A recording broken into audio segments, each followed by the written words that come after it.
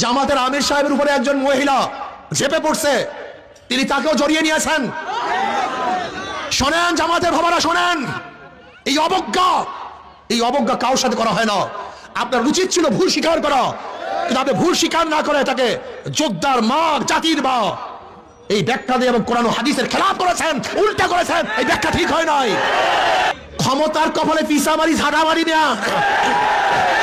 নূহ আলাইহিস সালাতু ওয়াস সালাম 950 বছর মাত্র 40 জন মানুষ এক রওয়ায়াতে হেদায়েত করেছেন, অন্য রওয়ায়াতে মাত্র 70 জন, কোন এক রওয়ায়াতে 80 জন। তার নবুয়তের কোনো কমতি হয় নাই।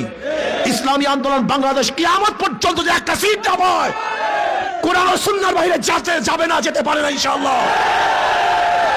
2024 নির্বাচন হয়েছিল আর 2026 হতে যাচ্ছে, কিন্তু পাবলিক কি পেয়েছেন, কি হারিয়েছেন? অঙ্ক কষার সময় আসছে কি আসেনি?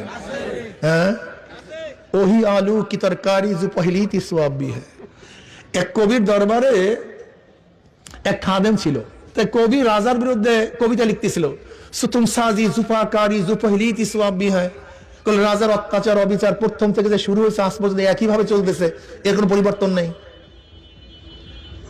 পরবর্তীতে খাদেম সাহেব দেখে এই লেখছে, আবার সামনে খাদেম সাহেব লিখতেছে ওহি আলু কি তরকারি जो पहली थी स्वाब भी है।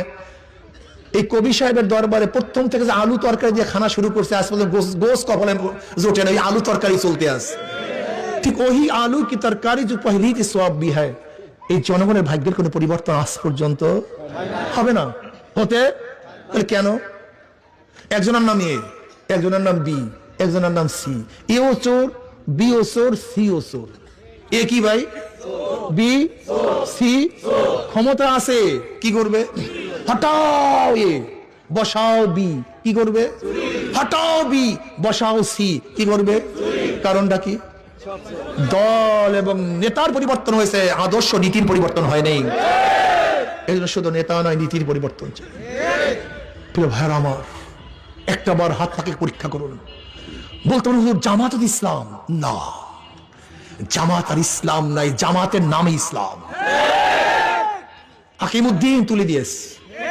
আমি আশ্চর্য হয়ে যাই যে জামাত বলছে সৎ লোকের শাসন চাই, আল্লাহর আইন চাই।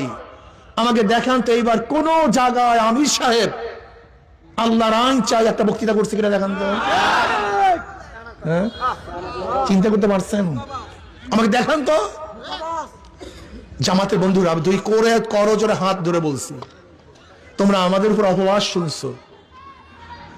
দেখো, জামাতের চেয়ে মিথ্যা বলার লোক গোটা দুনিয়ার মধ্যে দ্বিতীয় আছে বলে আমার মনে হয় না।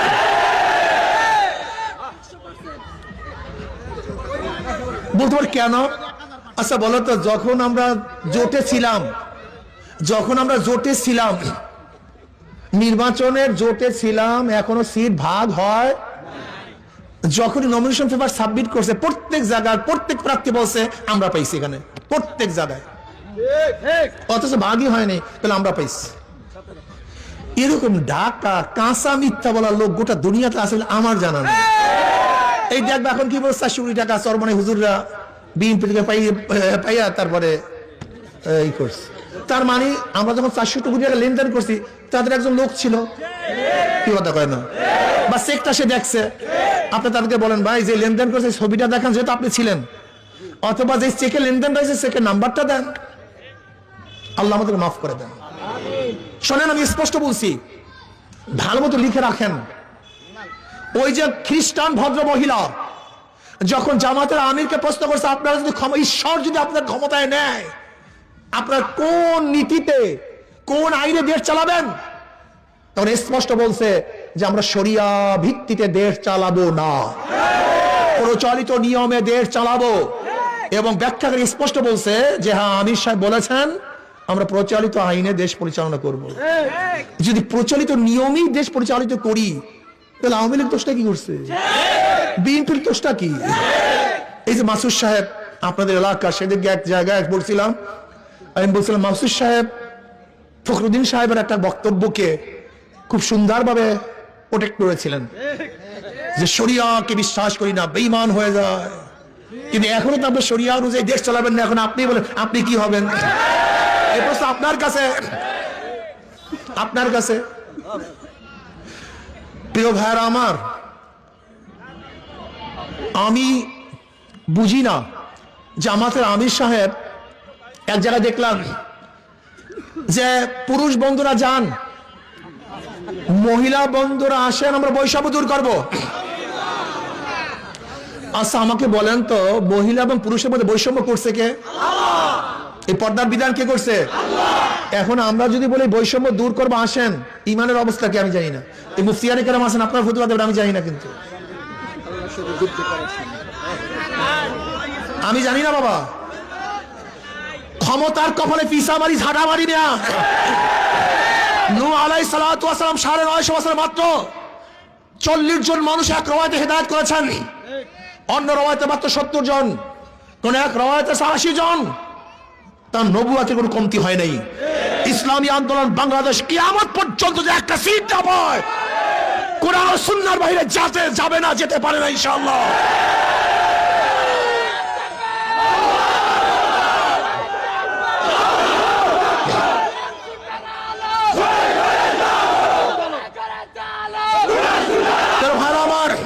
আপনি দেখেন জামাতের সে আগের বক্তৃতা, এখন বর্তমানে বক্তৃতা। জামাতের আমির সাহেবের উপরে একজন মহিলা ঝেপে পড়ছে, তিনি তাকেও জড়িয়ে নিয়েছেন। শোনেন জামাতের ভাবারা, শোনেন, এই অবজ্ঞা কারোর সাথে করা হয় না। আপনার উচিত ছিল ভুল স্বীকার করা, কিন্তু আপনি ভুল স্বীকার না করে তাকে যোদ্ধার মা, জাতির মা এই ব্যাখ্যা দিয়ে এবং কোরআন ও হাদিসের খেলাফ করেছেন, উল্টা করেছেন। এই ব্যাখ্যা ঠিক হয় নাই। আপনার উচিত ছিল আবেগে হয়ে গেছে, কিন্তু ব্যাখ্যা দেওয়ার কোনো সুযোগ নাই, এটা ভুল।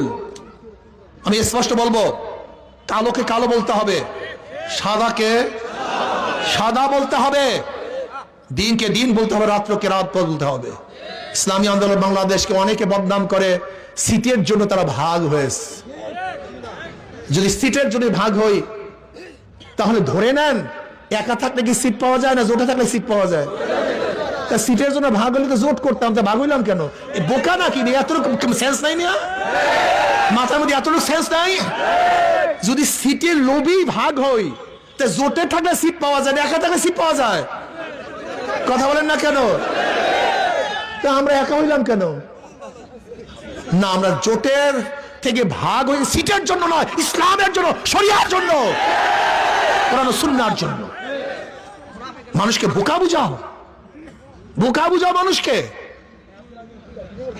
আমরা কোরআন ও সুন্নাহর জন্য আলাদা হয়েছি, ইসলামের জন্য আলাদা হয়েছি। ক্লিয়ার কাট কথা। যারা ইসলাম চান হাত পাকা ভোট দেন, আর যারা আমেরিকার মডার্ন ইসলাম চান অন্য জায়গায় গিয়ে ভোট দেন। যান। যারা চাঁদাবাজি চান অন্য জায়গায় গিয়ে ভোট দেন। আর যারা দেশকে সুষ্ঠু, সুন্দর, চাঁদা মুক্ত কোরআন ও সুন্নাহর ভিত্তিতে চালাতে চান, তাদের মার্কা হাত পাকা। কোনো ক্লিয়ার কাট কথা, কোনো কথাবার্তা নেই। ক্লিয়ার কাট কথা। আমাকে অনেক সাংবাদিকরা প্রশ্ন করে যে হুজুর আওয়ামী লীগের নেতারা পালিয়ে আছে, কিন্তু তাদের ভোটাররা তো পালায় না, ভোট দেবে কাকে? প্রায় সাংবাদিকরা আমাকে প্রশ্ন করে, হুজুর তারা ভোট দেবে কাকে? আমি বললাম, দাঁড়িপাল্লা তারা ভোট দেবে না, এর জন্য তাদের জন্মটাই বিপরীত, স্বাধীনতার পক্ষে, স্বাধীনতার বিপক্ষে। এখন দাঁড়িপাল্লা তারা ধানের শীতে ভোট দেবে না, 5ই আগস্টে যত কেস, মামলা, হামলা, চাঁদাবাজি তারা করছে। কাজী ধানের শীষেও ভোট বাকি থাকে একটা। কথা কয় না, বাংলা কথা বোঝে না। কেন? কেন? প্রত্যেকটা মানুষের, হিন্দু, বৌদ্ধ, খ্রিস্টান, আওয়ামী লীগ, বিএনপি, সবাই একটা বিশ্বাস আছে, হাত পাকা ক্ষমতায় গেলে জুলুম করবে না, মিথ্যা মামলা আমাকে ভোগাবে না, আমাকে বাড়ি ছাড়া করবে না, আমার ব্যবসা প্রতিষ্ঠানে কেউ চাঁদা নেওয়ার জন্য আসবে না, আমার বাচ্চা ইতিম হবে না, আমার স্ত্রী বিধবা হবে না, আমার মায়ের বুক খালি হবে না। এই বিশ্বাস প্রত্যেকটা মানুষের মধ্যে আছে। এর জন্য আশা করি ইনশাআল্লাহ হাত পাকে কি গ্রহণ করবে। আপনারা তো কেউ করবেন না মনে হয়। ও যে দাঁড়ায় আছে ওটা শীতে ধরছে মনে হয়, হাত পাকে পছন্দ করে না নাকি? এই মার্কাটা কি? মুসলিম হিন্দুর, ধনী গরিবের, পুরুষ মহিলার, সবার মার্কা, শান্তির মার্কা, সবার মার্কা, ইসলামের মার্কা, শরিয়াতের মার্কা, বিজয়ের মার্কা। নারায়ে তাকবীর। মার্কাটা কি? ইনশাআল্লাহ আমরা এবার ইনশাআল্লাহ এমন ভাবে কাজ করব যেন হাত পাকাকে বিজয় করবই করবে ইনশাআল্লাহ। ধন্যবাদ সবাইকে, শুকরিয়া। আগামী 7 তারিখ আমি যেন শুনি বাউফলে একটা সমুদ্র হয়েছে।